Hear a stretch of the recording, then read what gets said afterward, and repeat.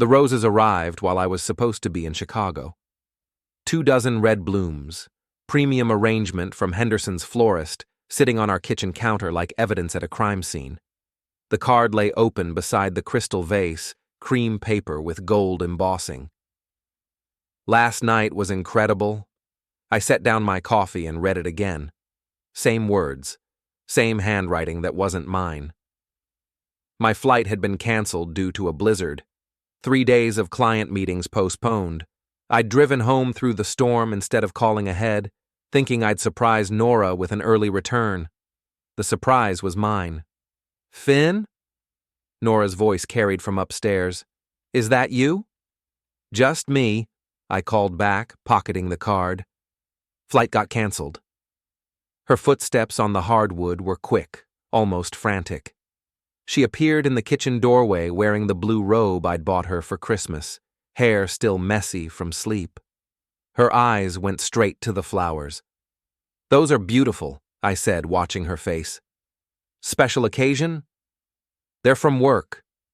The words came out too fast. "Office thing. You know how it is." I didn't know how it was. In 15 years of marriage, Nora had never received flowers from her advertising agency. She managed accounts for insurance companies and grocery chains, not exactly the romantic gesture type of business. Must be some office thing. I pulled the card from my pocket. "Last night was incredible. That's quite a message between colleagues." Her hands shook as she reached for her coffee mug. "It's a joke, Finn.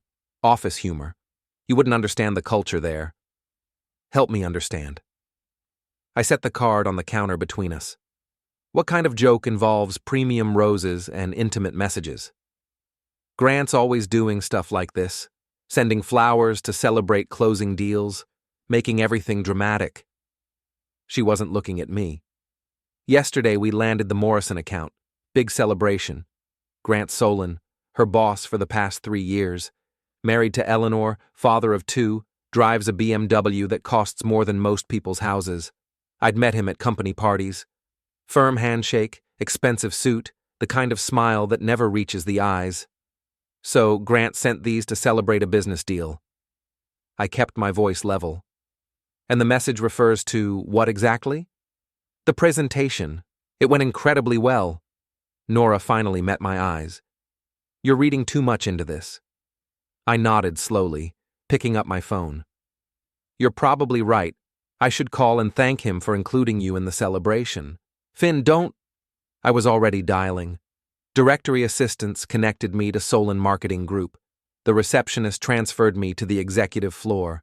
"Grant Solon's office, this is Rhea." "Hi, this is Finn Veldon, Nora's husband. I'd like to send the same flower arrangement to Mrs. Solon. Could you remind me what the message was again?" Silence. Then a sharp intake of breath. "I'm sorry. What arrangement?" "The roses you sent to my wife yesterday. 24 red roses from Henderson's florist. I want to send identical ones to Eleanor with the same card message." More silence. I could hear papers rustling, then what sounded like a chair creaking. "Mr. Veldon, I think there might be some confusion." "No confusion at all. My wife explained it was a company celebration. I'm sure Eleanor would appreciate being included, don't you think?" Nora was making frantic gestures, trying to get me to hang up. I turned away from her. Let me check our flower delivery records and call you back," Rhea said. "Perfect. You have my number?" "I'll find it." I hung up and turned back to Nora. Her face had gone pale. "That was unnecessary," she said. "Was it? If it's just a company celebration, Eleanor should know about it. Don't you think?"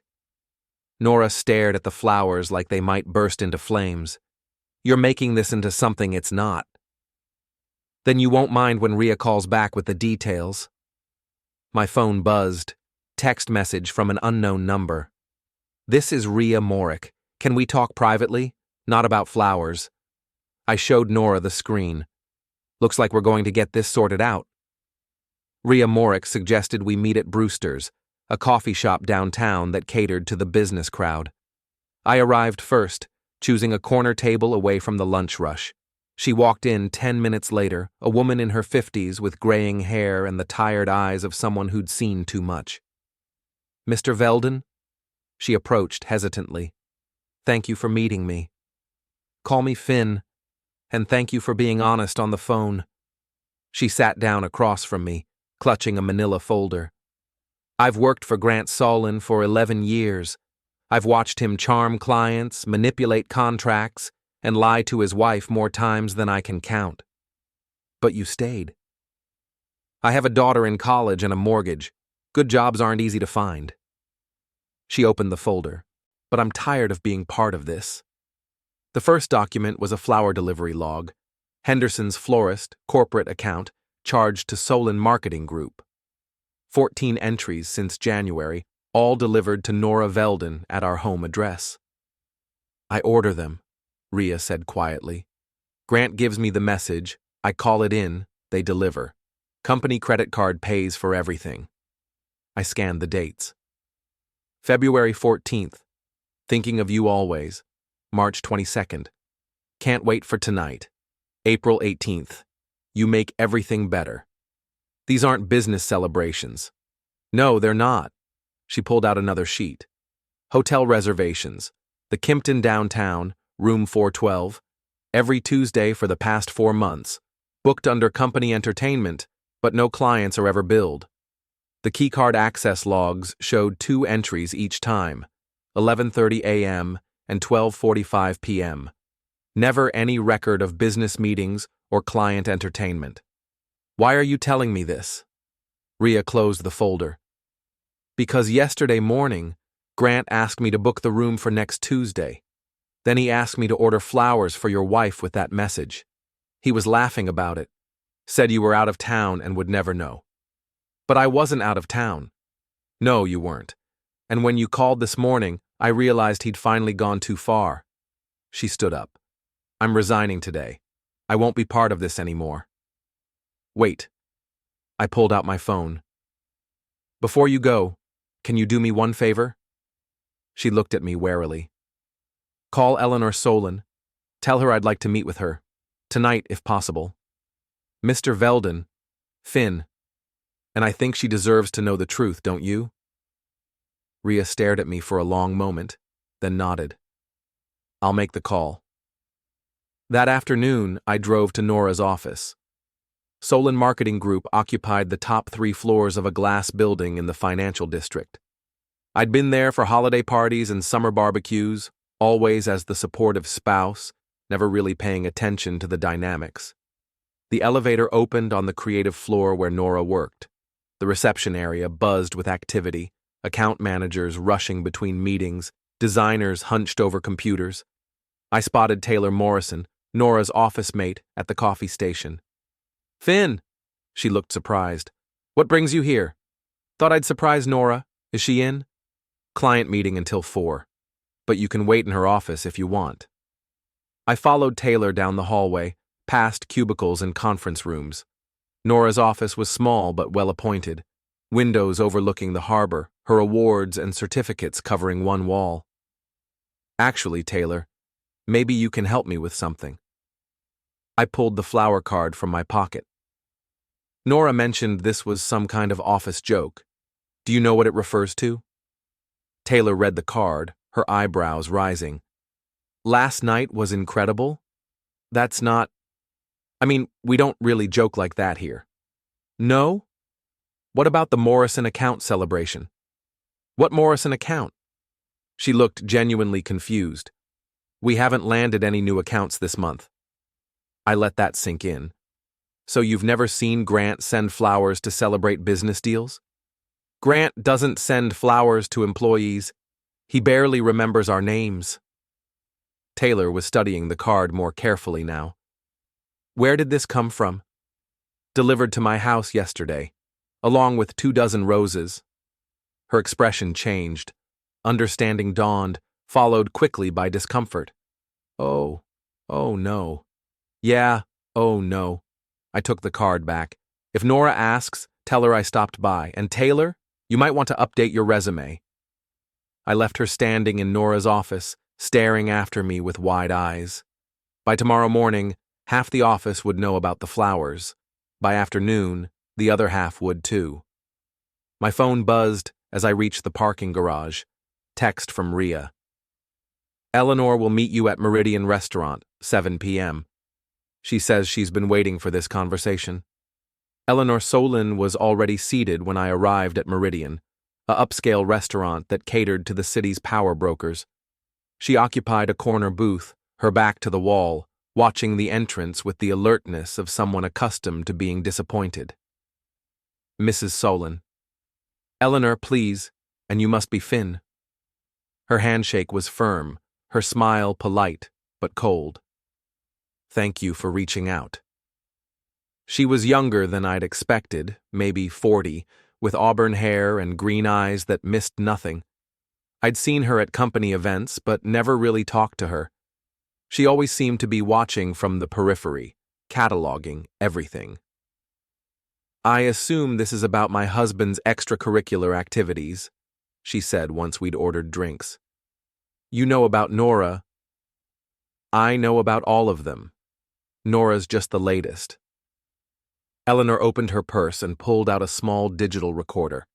I've been documenting Grant's affairs for 2 years, waiting for the right moment. What's the right moment?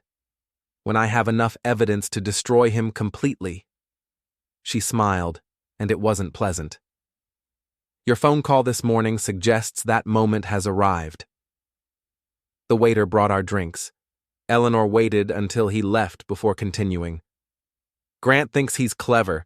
Separate credit cards, hotel rooms paid through the company, gifts disguised as business expenses, but he's not as smart as he believes. She showed me a thick folder, similar to Rhea's but more comprehensive. Bank statements, credit card bills, hotel receipts, even photographs taken by a private investigator. The Kimpton Hotel, every Tuesday. The flower deliveries. The cash withdrawals from our joint account that match his expense reports. I have it all. Then why haven't you acted? Because Grant has expensive lawyers and powerful friends. I needed something that would stick, something public enough that he couldn't charm his way out of it. She leaned forward. Your wife made a mistake by keeping those flowers where you could find them. She panicked, probably forgot I was supposed to be out of town. Panic makes people sloppy, and sloppy people make mistakes that can't be covered up. Eleanor raised her glass. I propose an alliance, Finn. You help me expose Grant publicly, and I'll make sure Nora goes down with him. What did you have in mind? Coordinated divorce filings. I file Monday morning citing adultery, with full documentation. You file Monday afternoon with the same evidence. By Tuesday, it's all over the legal gossip mill. And then? Then we let Grant's clients and colleagues draw their own conclusions about a man who can't keep his marriage vows. How much trust would you put in someone like that? I thought about Nora's face when she saw the flowers. The panic, the desperate lies, the way she couldn't meet my eyes. What about the prenup? You have an infidelity clause? My father insisted on it. Nora thought it was old-fashioned. Your father was a smart man. With proper documentation, she gets nothing. Eleanor finished her drink. Grant's prenup has the same clause. We'll both be free of them by Christmas. There's something else. I told her about my visit to Nora's office, about Taylor's confusion regarding the Morrison account celebration. Eleanor laughed, a sound like ice cracking. Grant never celebrates other people's successes. He barely acknowledges them. She made a note in her phone. That lie will come back to haunt your wife. How? Because by tomorrow, everyone in that office will know about the flowers, and everyone will know there was no Morrison account celebration. Nora will have to explain the discrepancy. We spent another hour planning. Eleanor had connections at the courthouse, could ensure our filings happened simultaneously. She knew which reporters covered society divorces, which gossip columnists would be interested in. A story about infidelity at a prominent marketing firm. One more thing, she said as we prepared to leave. Grant's company is up for a major contract renewal next month. City Tourism Board, worth about $2 million annually. They're very particular about moral character clauses. Meaning, if Grant's personal conduct becomes a public embarrassment, they'll look elsewhere for their marketing needs. Eleanor's smile was sharp as a blade. I know 3 members of the tourism board personally. We play bridge every Thursday. I drove home through the autumn evening, my mind racing with possibilities. Nora's car was in the driveway, lights on in the kitchen. I sat in my car for a moment, looking at our house. 15 years of marriage, 2 kids now in college, a mortgage we'd almost finished paying off. Tomorrow, it would all change. I found Nora at the kitchen table, laptop open, working on what looked like a presentation. The roses were gone, but I could smell their lingering fragrance. "Where are the flowers?" She didn't look up from her screen. "Threw them away. They were making me sneeze." "That's unfortunate. They were expensive." Now she looked at me. "How do you know how much they cost?" "I called Henderson's florist, asked about their premium arrangements. 2 dozen roses, delivered same day, runs about $150. It's just flowers, Finn. Just flowers that your boss sends to celebrate fake business deals. Taylor was very confused about the Morrison account. Says you haven't landed any new business this month." Nora's face went pale. "You talked to Taylor?" "I stopped by your office. Wanted to surprise you." I sat down across from her. She's never heard of Grant sending flowers to employees. Says he barely knows anyone's name. Taylor doesn't know everything that goes on. Maybe not, but she knows when accounts get landed. It's her job. I leaned back in my chair. "Want to try a different story?" Nora closed her laptop. "I don't know what you want me to say." "I want you to tell me the truth." "The truth is that you're being paranoid and jealous over nothing." "Am I? Then you won't mind if I call Grant directly. Ask him about these celebrations." "Don't." The word came out sharp, desperate. "Don't call Grant." "Why not?" She stared at me for a long moment, then stood up abruptly. "I'm going to bed. We can talk about this tomorrow when you're being rational." I watched her leave, listened to her footsteps on the stairs. Tomorrow, Eleanor would file her papers. Tomorrow, the truth would start coming out, whether Nora wanted it to or not. My phone buzzed. Text message from Eleanor. "Spoke to my attorney. We're set for Monday morning. Sleep well." I wouldn't sleep well, but I'd sleep better than Grant and Nora would once they realized what was coming. Monday morning arrived gray and cold. October wind rattling the windows. Nora left for work early, claiming an important client meeting. I waited until her car disappeared around the corner before making my own preparations. My attorney, David Chen, had been expecting my call since Friday. He'd worked with my father for 20 years, handled our family's legal affairs with the same methodical precision that had made the old man successful. "The prenup is ironclad," David assured me as we reviewed the documents one final time. "Infidelity clause, properly witnessed, no ambiguity in the language. With Eleanor Solon's evidence supporting your claims, Nora gets nothing beyond her personal belongings." "What about the house?" "Yours. Purchased before the marriage with inheritance money from your grandfather. She has no claim." David closed the file. "The kids' college funds are protected in trust accounts. She can't touch those either." "And my business?" "Financial planning practice predates the marriage. Client relationships, office lease, equipment, all yours." He looked at me seriously. "Finn, are you certain about this? Once we file, there's no going back." I thought about the flower card, about Nora's panicked lies, about the hotel records Rhea had shown me. "I'm certain." At 9:15 a.m., David filed the divorce petition at Suffolk County Probate Court. Adultery, breach of marital contract, violation of prenuptial agreement. Eleanor's private investigator photos were attached as evidence, along with the hotel records and flower delivery logs. At 9:17 a.m., Eleanor's attorney filed an identical petition 3 windows down. Same charges, Same evidence, same devastating documentation. At 9:30 a.m., both filings appeared in the court's public record system, accessible to anyone who knew where to look. At 10:15 a.m., my phone rang. "Finn, what the hell is going on?" Grant's voice was tight with barely controlled panic. "Eleanor's attorney just called. She's filing for divorce, citing adultery." "That's terrible news, Grant. I'm sorry to hear it." "She's naming Nora specifically. Says she has evidence of an affair." "Does she?" Silence.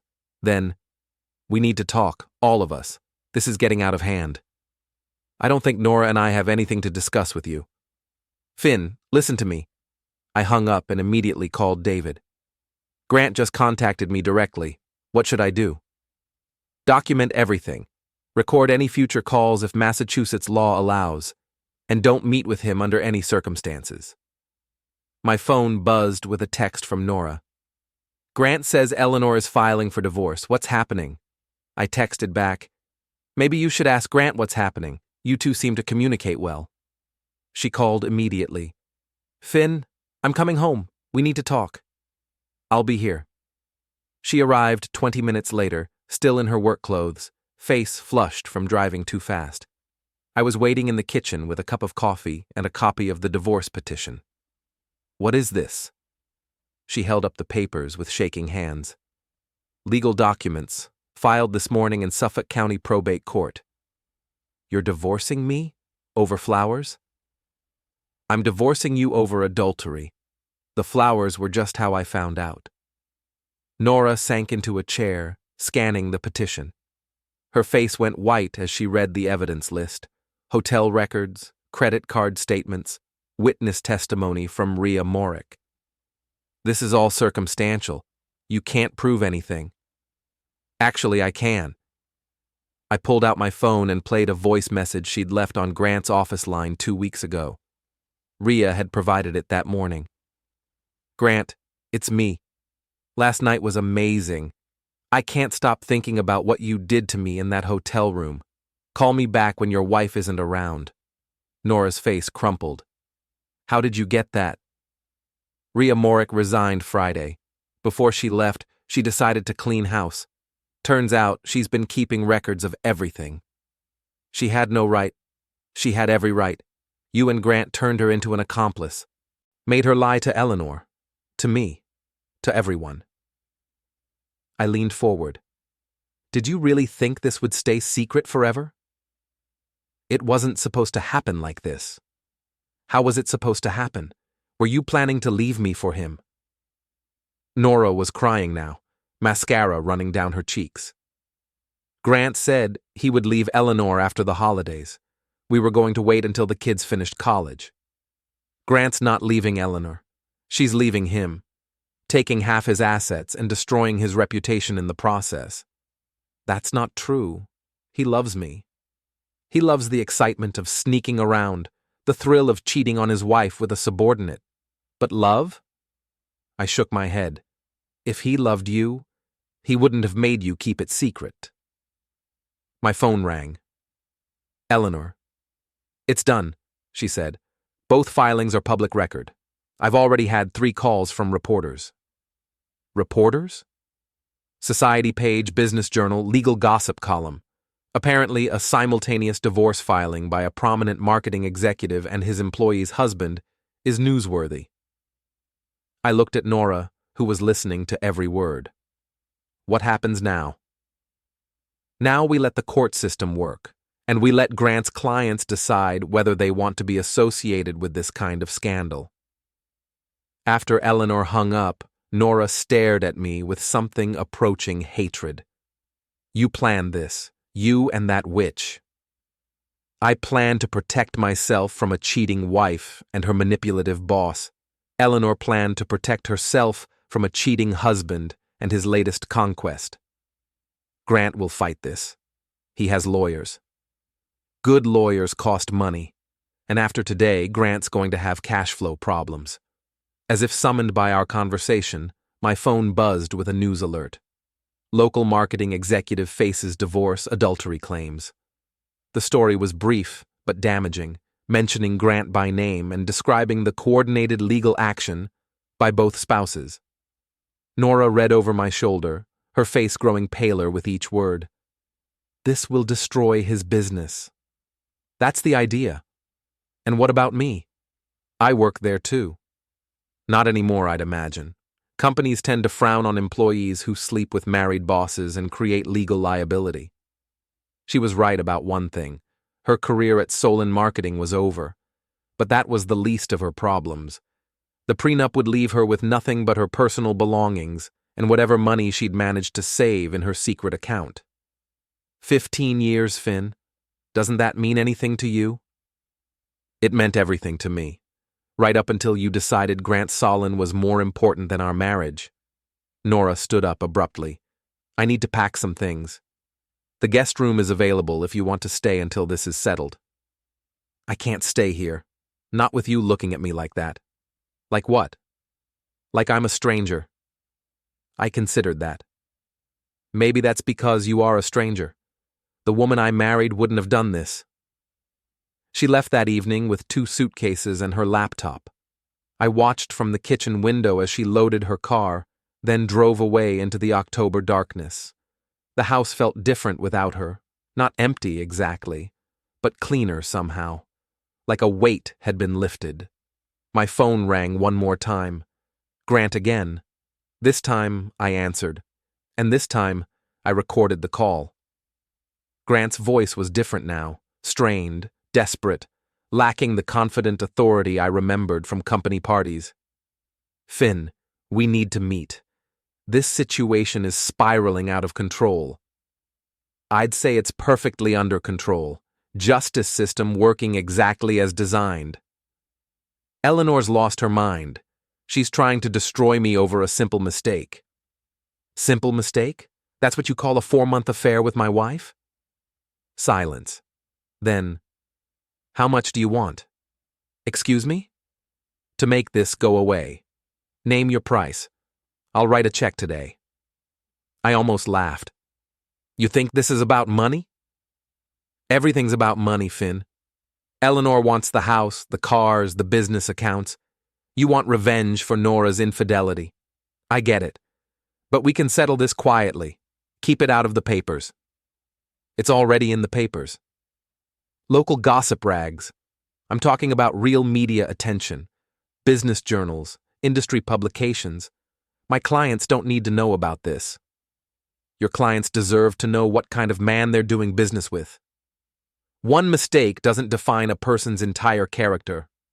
4 months of lying, cheating, and manipulating your secretary into covering for you isn't one mistake. It's a pattern. Grant's voice hardened. You're making a serious error, Finn. I have resources you can't imagine. Lawyers who eat small-time financial planners for breakfast. Threaten me again, and I'll send this recording to every business reporter in the city. The line went quiet. When Grant spoke again, the desperation was back. What do you want from me? I want you to face the consequences of your actions, just like any normal person would. I hung up and immediately emailed the recording to David Chen and Eleanor Solon. Within an hour, David called back. That was incredibly stupid of him. Attempting to bribe you, then threatening you. His lawyers are going to have a field day trying to explain this. What's our next move? We wait. Let Grant and Nora dig themselves deeper while we document everything. I didn't have to wait long. Tuesday morning brought a call from Taylor Morrison. Finn, I hope it's okay that I'm calling. I got your number from the company directory. What's on your mind, Taylor? It's about Nora. She came in yesterday afternoon and cleaned out her office. Security had to escort her out. She was fired? Terminated for violation of company policy. Apparently, there's a strict rule about relationships between supervisors and subordinates. Creates legal liability. And Grant? Still here, but barely. 3 clients have already canceled their contracts. The tourism board pulled out this morning. Taylor lowered her voice. Rumor is the board of directors called an emergency meeting for Thursday. To discuss what? Grant's future with the company. Word is they're not happy about the negative publicity. After Taylor hung up, I called Eleanor to share the news. She sounded pleased, but not surprised. I had lunch with Patricia Morrison yesterday. She's on the tourism board. Morrison? Any relation to Taylor Morrison? Her daughter. Small world, isn't it? Eleanor's laugh was cold. Patricia was very interested to hear about Grant's creative use of company resources for personal entertainment. You're enjoying this? 15 years of marriage to a serial cheater, Finn. Yes, I'm enjoying watching him face consequences for once. That afternoon, Nora called from her sister's house in Cambridge. She sounded exhausted, defeated. Grant's not taking my calls. Maybe he's busy dealing with the fallout from your affair. It wasn't supposed to end like this. How was it supposed to end? With you and Grant riding off into the sunset while Eleanor and I picked up the pieces? He promised things would be different after the holidays. Grant promises a lot of things. Ask his wife about his promises. Former wife. Eleanor filed for divorce, remember? So did I. Which makes you my former wife, too. Silence. Then, I need money, Finn. I can't stay with my sister indefinitely. Get a job. Who's going to hire me now? This story is all over the industry news. Everyone knows what happened. You should have thought about that before you decided to sleep with your boss. I made a mistake. One mistake. Doesn't that entitle me to some compassion? One mistake that lasted 4 months. One mistake that involved lying to my face every day. One mistake that cost me my marriage and my trust. I paused. No, Nora. That doesn't entitle you to compassion. She hung up without saying goodbye. Wednesday brought news that Grant's situation had deteriorated further.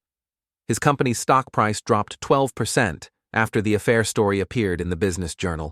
2 more clients terminated their contracts, citing concerns about leadership stability and moral character. Thursday's emergency board meeting lasted 6 hours. Grant emerged with a severance package and a non-compete clause that effectively banned him from the marketing industry for 2 years. Friday morning, I received a certified letter from Nora's new attorney. She was contesting the prenup, claiming emotional distress and seeking half of all marital assets. I forwarded the letter to David Chen and went about my day. Some battles you fight, others you let your lawyer handle. This was definitely the latter. My phone rang that evening. Eleanor. Grant moved out today, took his clothes and his car, left everything else. Where's he going? His brother's place in Florida. Apparently he's thinking about starting over in real estate. And Nora? Still at her sister's according to my sources. Still trying to reach Grant. Still being ignored. I thought about that. 4 months of secret meetings, stolen afternoons, promises of a future together. Now Grant was fleeing to Florida, while Nora faced the consequences alone. Think they'll try to reconnect? Grant's not stupid enough to maintain contact with the woman who helped destroy his marriage and career. He'll disappear and reinvent himself somewhere else, leaving Nora to deal with the aftermath. Leaving Nora to deal with reality, which is something she should have done months ago. Eleanor was right. Reality had a way of catching up with people who thought they could ignore it indefinitely. Grant and Nora had built their relationship on lies, secrets, and stolen moments. When the truth finally emerged, there was nothing solid underneath to sustain them. Saturday morning, I drove to Henderson's florist and ordered a single white rose. The card read, "For new beginnings." I had it delivered to myself. 3 weeks after the filings, Grant's world had completely collapsed. Solon Marketing Group announced his resignation in a terse press release that mentioned pursuing other opportunities. The company's remaining clients were reassured that operations would continue under new leadership. Grant himself had vanished to Florida, leaving behind a trail of canceled contracts, angry investors, and one very satisfied ex-wife. Eleanor's divorce settlement included the house, both cars, and half of Grant's remaining assets. The prenup's infidelity clause had worked exactly as intended. Nora's situation was more complicated. Her attorney had filed multiple motions challenging our prenup, claiming duress, inadequate representation, and emotional manipulation. David Chen responded with a mountain of evidence showing that Nora had been fully informed and independently represented when she signed the agreement. Her lawyer's throwing everything at the wall, David explained during our weekly update meeting, but the prenup is solid. She'll get her personal belongings and whatever money she saved in that secret account. Nothing more. How much was in the account? About $12,000, money she skimmed from your joint checking over the past year. I thought about that. $12,000 and a ruined reputation. The price of a 4-month affair with a man who'd abandoned her the moment things got difficult. When will this be final? 6 months. Assuming she stops filing frivolous motions. Could be longer if she keeps fighting. That afternoon, I received an unexpected visitor. Rhea Morick stood on my front porch, looking nervous but determined. I hope you don't mind me stopping by. I wanted to apologize. For what? For enabling this situation. I knew what Grant was doing was wrong, but I kept helping him anyway. I invited her in for coffee. She looked around the kitchen, noting the absence of any feminine touches. Nora had taken her decorative items when she moved out. How are you doing? Rhea asked. Better than I expected. The house is quieter, but that's not necessarily bad. And Nora? Still fighting the divorce terms, still hoping Grant will rescue her from the mess they created together. Rhea shook her head. Grant's not rescuing anyone. He called me last week, wanting a reference for a job application in Miami. Had the nerve to ask me to lie about why he left the company. What did you tell him? I told him to lose my number. We talked for an hour about the aftermath of the scandal. Rhea had found a new job with a law firm downtown, better pay and honest work. She seemed relieved to be free of Grant's manipulation. There's something else you should know, she said as she prepared to leave. Grant's not the only one Nora's been in contact with. What do you mean? She called the office yesterday trying to reach some of the clients. Apparently she's thinking about starting her own marketing consultancy. Using stolen client information? That's what it sounded like. Thought you should know in case it creates legal problems. After Rhea left, I called David Chen. If Nora was planning to use confidential client information for her own business, it could void what little settlement she might receive. I'll look into it, David promised. Industrial espionage adds a whole new dimension to this case. That evening, Eleanor called with her own update. Grant's brother contacted me today. Apparently Grant's been asking him for money. How much? $50,000 to start a real estate business. The brother wanted to know if Grant was likely to face criminal charges. Is he? Depends on what Nora does with that client information. If she actually uses it to compete with her former employer, both of them could face charges for theft of trade secrets. The irony was perfect. Grant and Nora had destroyed their marriages for a relationship that lasted exactly as long as it took for the truth to emerge. Now they were both facing financial ruin and potential criminal charges. Think they'll blame each other? They already are, Eleanor said. My attorney spoke to Nora's attorney yesterday. Apparently she's claiming Grant coerced her into the affair, promised her things he never intended to deliver. And Grant's version? That Nora was an opportunistic employee who seduced him to advance her career. Neither version was entirely false, which made both versions completely useless as legal defenses. Sunday morning brought an unexpected phone call.